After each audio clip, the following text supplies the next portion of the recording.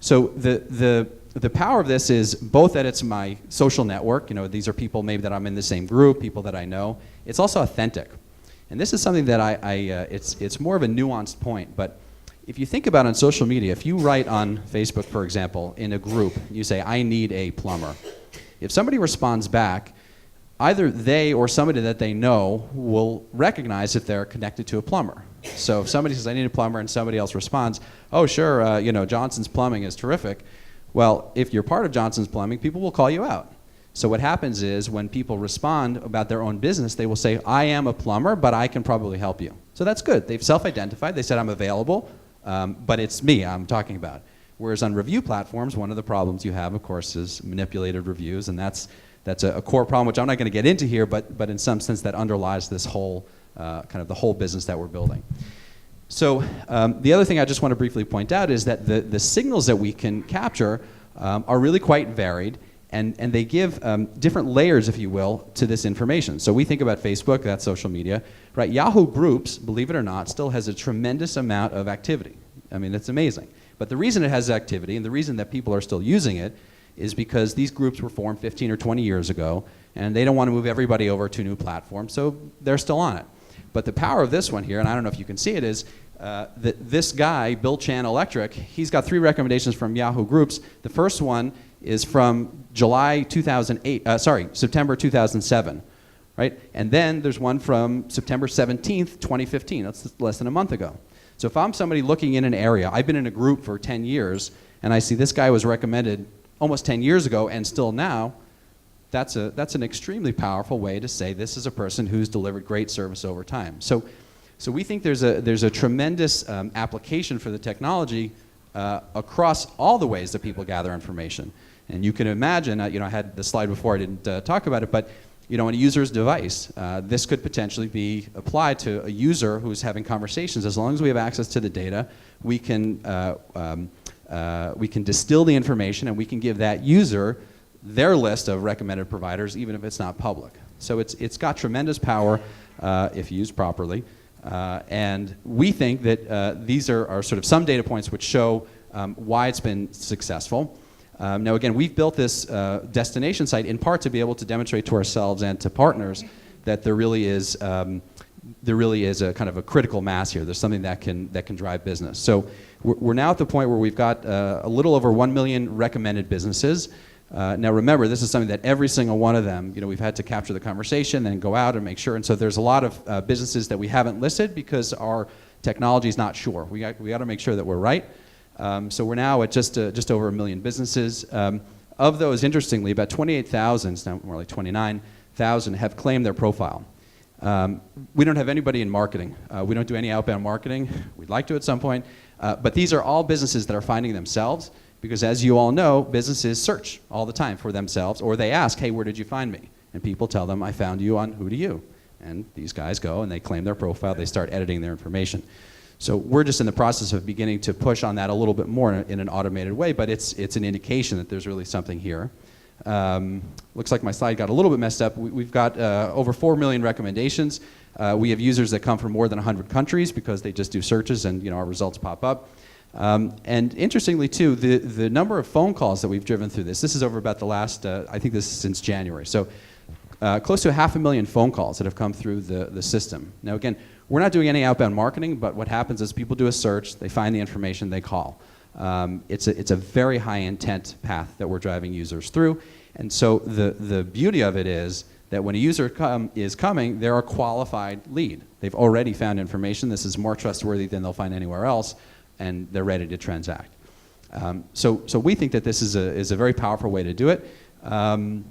The bottom line to all this, I think, is that there's a new way to look at the social recommendations. It's not just about getting a structured review. It's about listening to the signals, and we think we've built something that's pretty powerful here. I just want to say 1 minute, just a couple points about the business. We started in 2012. We're only 8 full-time employees, so we built a lot with a small team. Based just outside of Tel Aviv, we've raised just under $3 million in total funding. And that's about it. Questions? Sure. Hold on. Wait for a mic, Mark. Wait for a mic. So I have a question. What do you want from this group? What are you up here? What's your objective in presenting this story to this group? Okay, so the part of the reason for coming here is to learn, and it's been a great experience for me. We're now at the point where we have enough scale that we're beginning to seek partnerships, both around data and distribution. And there's a lot of different ways that we can do that. As I pointed out here on the slide, we are English only for now. For us, it's not just about translation. There's a lot of this machine learning, so it's a little bit more complex to do the next language. But the way it's been built is to be able to go do kind of multiple languages. Obviously, that's part of the opportunity. So good question, Neil. Thanks. Mark? How are you tracking the phone calls? So there's primarily we're doing it through mobile. That's the majority of it. So when they click, we capture the event, and then there's a little bit of other tracking that we can do, but that's the main source. Okay, and why do you assume that social is more valuable than a Yelp or Google reviews?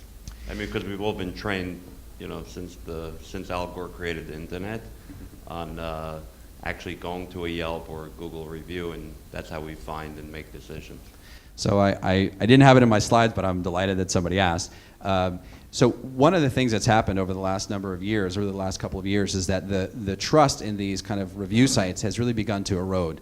You may or may not be familiar, but in the US, Yelp has been sued multiple times. And while they've won most of the suits, about a year ago, there was a decision which said that Yelp is entitled to manipulate the reviews that they show and the reviews that they don't, because ultimately it's their business.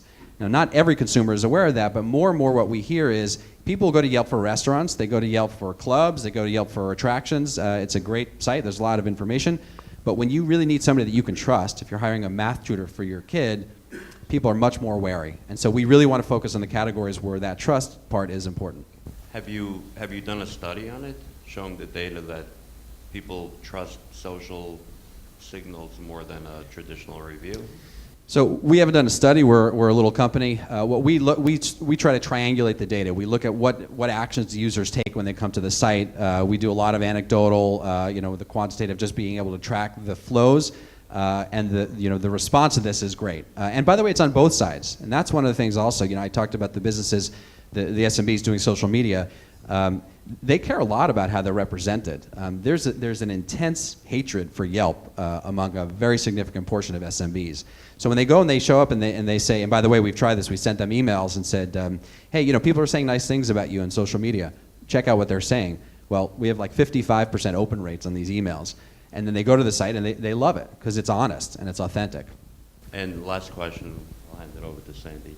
Are you collecting the first-party data on your users? No, only if they log in, which we allow them to do, but we don't require them. Okay, thank you.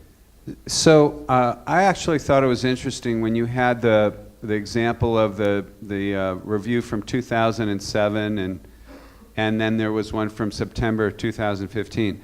I actually, as a consumer, that struck me differently than the way you spun it, because I would have said, well, where have they been for 10 years if there's a 10-year or 8-year lapse in reviews there or comments about this business?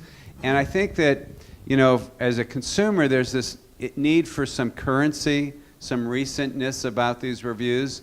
And yet, we don't want 500 recent reviews because then the reviews mean nothing.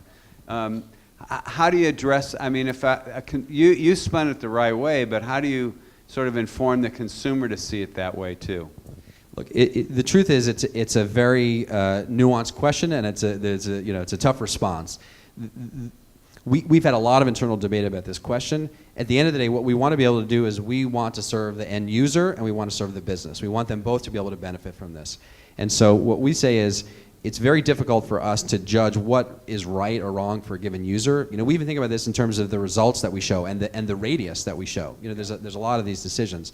The way I view this is we will show any information that we think helps the user make a decision, and we will continue to drive to make it simpler for them to make the decision that they want based on the criteria that are important to them. So, we don't have advanced filters right now, but it's one of the things, it's on the very Sure, near it's roadmap. on the roadmap. Yeah, which, allows you to say, okay, I want by this type, this date, only give me the top 3, because most people don't want to search through. The joke from yesterday, the dead bodies on the second page of search results. There's another question out there somewhere. Sandy? Related to that, I just was wondering if there was any type of a rating, thumbs up, thumbs down, neutral, or any type of a scoring system that you would be looking at, like a TripAdvisor does, just to help the consumer more. Yeah, so we do. There's 2 things. One is we build this kind of composite score that have on the search results page. And that is it's kind of an ordering ranking for each individual search. So it's not an absolute score, but it helps the user who comes in to try to make a decision. So that's the first thing. Second thing is we do allow users to write reviews. I didn't highlight it because it's not a big part of the the content that we've got, but we require a Facebook login. The reason we do that again is we want to ensure identity. We don't want anonymous reviews. Yes, sir. What? Good morning. Do you license out the content? So we're now just exploring that possibility. Yeah. All right, with that, I think we need to wrap it up and say thank you, Yoav. Excellent presentation. Thanks a lot.